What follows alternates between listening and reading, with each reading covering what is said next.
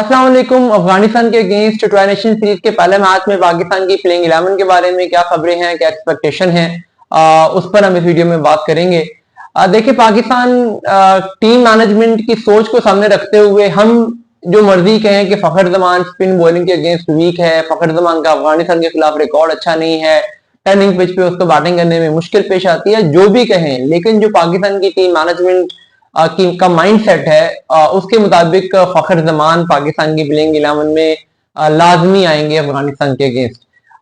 अब वो कहाँ पे खेलेंगे, ये एक इंपॉर्टेंट सवाल हो सकता है। ओपनिंग स्लॉट पे साइफुद्दीन फरहान आएंगे, उनके अलावा साइम अयूब भी वहां पे कैंडिडेट हैं। तो वो दोनों तो ओपनिंग करेंगे। फखर जमान की पोजीशन नंबर 3 हो सकती है या नंबर 4 हो सकती है। नंबर 3 पे वो लास्ट सीरीज में बांग्लादेश में खेले थे, लेकिन अब खबरें ये भी हैं कि जो पाकिस्तान टीम के कप्तान है, T20 कप्तान सलमान अली आगा, उन्होंने मैनेजमेंट से ये रिक्वेस्ट की है कि मुझे नंबर 3 पे खिलाया जाए, और मैनेजमेंट इस बारे में सीरियसली गौर कर रही है कि नंबर 3 पर सलमान अली आगा को खिला लिया जाए। उसकी रीजन एक ये भी है कि जो कंडीशंस हैं यूएई की, जहां पे अभी ट्राई नेशन सीरीज होनी है, एशिया कप होना है, वहां पे टर्निंग पिचेस होंगी और स्पिनर्स डोमिनेट करेंगे, रन थोड़े से कम बनेंगे, 20 ओवर खेलना इंपॉर्टेंट होगा। और उस सिचुएशन में पाकिस्तान टीम में जो एक बैट्समैन इस सिचुएशन में सबसे ज्यादा प्रेशर एब्जॉर्ब कर सकता है, वो सलमान अली आगा हैं, जो 20 ओवर खेल सकते हैं।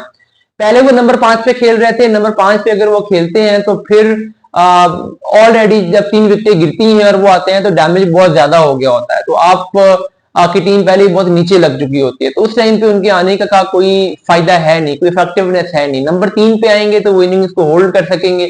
इसलिए अगर सलमान अली आगा की ये वाली जो फिलोसफी है, इस पर टीम मैनेजमेंट ओके कर देती है, तो फिर फखर जमान 4 पे खेलेंगे और सलमान अली आगा 3 पे खेलेंगे।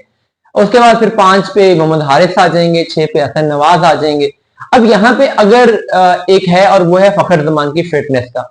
फखर जमान की फिटनेस पे अभी भी बहुत सारे इश्यूज हैं। अगर फखर जमान फिट ही नहीं हो पाते तो फिर क्या होगा? फिर पाकिस्तान के पास सिंपल नंबर 4 स्लॉट फखर जमान को रिप्लेस कर लेंगे हुसैन तलत, और जो बाकी टॉप 3 हैं और जो आगे नंबर 5 और नंबर 6 हैं वो वैसे ही रहेंगे। और वैसे अगर मेरी आप पर्सनल ओपिनियन पूछें तो मुझे लगता है कि इन पिचेस पे फखर जमान के मुकाबले में हुसैन तल्लत बेहतर बैट्समैन साबित होंगे T20 के, क्योंकि हुसैन तल्लत में भी ये चीज है कि वो प्रेशर एब्जॉर्ब कर सकता है, स्पिनर्स को खेल सकता है और बीच में बड़ी शॉट्स भी लगा सकता है अगर जरूरत पड़े तो। अब यहाँ पे बाबर और रिजवान का जो एक मामला है ना, कि अगर आपने यूएई में ही खेलना है और टर्निंग पिचेस पे ही खेलना है, तो आप बाबर और रिजवान को क्यों नहीं ले रहे? वो भी तो इनिंग्स होल्ड करते हैं। देखिए, एक चीज होती है आपका खेलने का स्टाइल, और एक चीज होती है आपकी कैपेसिटी। सलमान अली आगा या हुसैन तल्लत हैं, ये मोस्ट प्रोबेबली ये बाबर और रिजवान वाले स्ट्राइक रेट से ही बैटिंग करेंगे, ठीक है। लेकिन अगर ये 17 ओवर तक 16 ओवर तक बैटिंग कर रहे होते हैं तो ये आखिरी 3-4 ओवर में एक्सेलरेट कर सकते हैं। बाबर और रिजवान का ये था कि वो आखिरी ओवर में उस तरीके से एक्सेलरेट नहीं कर पाते थे, कभी कभार कर जाते थे, लेकिन मोस्टली जो 6 हिटिंग एबिलिटी है आगा की या हुसैन तल्लत की, वो ज्यादा है बाबर या रिजवान से। या फिर अगर रिक्वायर्ड ऐसा जाता है कि आपको हिटिंग करनी पड़ती है तो भी ये कर सकते हैं। तो ये जो कर सकने वाला एलिमेंट है ये बड़ा इंपॉर्टेंट है, जिसको कंसीडर जरूर करना चाहिए। एनी हो, उसके बाद जो पाकिस्तान का नंबर 7 है, वहां पर मोहम्मद नवाज में और उनके साथ खुशदिल शाह में, इनमें टाई होगा। खुशदिल शाह बैटिंग में ज्यादा डोमिनेट कर सकते हैं, मोहम्मद नवाज का बॉलिंग कंट्रोल ज्यादा है। वैसे दोनों लेफ्ट आर्म स्पिनर हैं, दोनों लेफ्ट हैंड बैटर्स हैं, लेकिन जैसे कि कंडीशंस हैं, एक तो उसको देखते हुए, क्योंकि यहाँ पे स्पिनर्स डोमिनेट कर रहे होंगे, तो स्पिनर्स को नवाज एज अ बैट्समैन बेहतर खेलते हैं खुशदिल के मुकाबले में, और फिर स्पिनर्स डोमिनेट कर रहे होंगे तो नवाज एज अ बॉलर भी कामयाब होंगे। इसलिए यही लगता है कि टीम मैनेजमेंट नवाज को ही खिलाएगी, और वैसे भी माइक हैसन के आजकल वो फेवरेट बॉय है, तो नंबर 7 पे नवाज खेलेंगे। अब सवाल यह है कि क्या नंबर 8 पे फ़हीम अशरफ होंगे या नहीं होंगे। देखिए, फ़हीम अशरफ का ठीक है, वो स्क्वाड में आ जाते हैं, वो सब कुछ सेट है, लेकिन अभी लग रहा है कि फ़हीम अशरफ को प्लेइंग 11 में जगह नहीं मिलने जा रही। पाकिस्तान अब अपना बेस्ट कॉम्बिनेशन इसमें से खिलाएगा, और उसमें एक स्पिनर इब्रार अहमद खेलेंगे, और अगर पिच पे टर्न हुआ तो सुफियान मुकीम भी खेलेंगे, और पिच पे टर्न अगर ना हुआ तो फिर एक स्पिनर के साथ 3 पेसर होंगे।